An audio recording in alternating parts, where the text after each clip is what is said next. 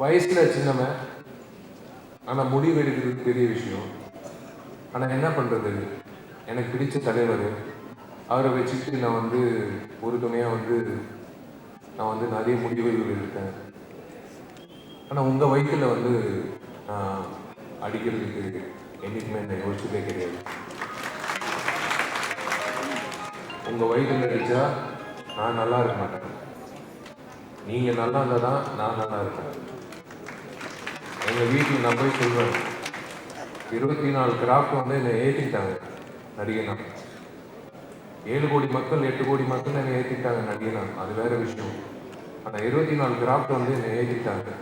ஒவ்வொரு நாள் சிரித்த முகத்தோடு என்னை வாழ்த்து வணக்கம் சொல்லி குட் மார்னிங் சொல்லி அந்த சிரித்த முகத்தோட வேலை செய்கிறது பாருங்களேன். அது ஜூனியர் ஆர்டிஸ்டாக இருக்கட்டும், டெக்னீஷியன்ஸாக இருக்கட்டும், யாராக இருக்கட்டும், அதுதான் ஒரு நடிகனுக்கு கிடைக்கிற அந்தஸ்து. ப்ரொடியூசர் கொடுக்குற பணம் கூட முக்கியம் இல்லை. எனக்கு என்ன ஆசை தெரியுமா, கடந்த 4 வருஷமாக நான் போராடிட்டு இருக்கேன். நான் செல்வமணி சார்கிட்ட கூட நான் சொல்ல இந்த விஷயம். நான் எப்படியாவது நல்லா சம்பாதிச்சு, அவர் சொல்லுவார், விஷால் நீ வெறும் போய் நடி, ஒரு வருஷத்துக்கு 4 படம் நடி, போய் நடிச்சுட்டு நல்லா சம்பாதிக்கிற வழியை பாரு. நீ போதும், நீ பண்ண சேவை போதும், நீ பண்ண சேவை போதும், நீ ஃபஸ்ட்டு 4 படத்துக்கு போய் நடி.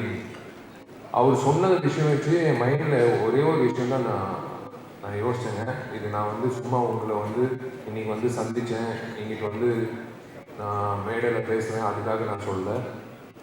என்னால் முடிஞ்ச அளவுக்கு நான் இந்த வருஷம் 4 படம் சம்பாதிச்சு உங்கள் எல்லாருக்கும் இன்சூரன்ஸ் போடணும்னு நான் ஆசைப்படுறேன்.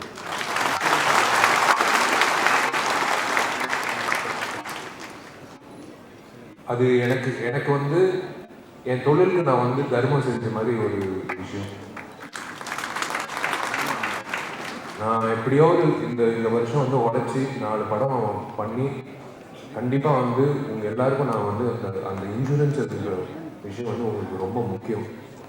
இப்போ ஃபைட்டர்ஸ் யூனியனாக இருக்கட்டும், டான்சர்ஸ் யூனியனாக இருக்கட்டும், லைட்மேன் யூனியனாக இருக்கட்டும், எல்லாரும் ஒரே ஒரு விஷயம் நான் ஒரு விண்ணப்பம் வச்சுக்கிறேன். தயவு செஞ்சு உங்கள் ஹெல்த்தை பார்த்துக்கோங்க.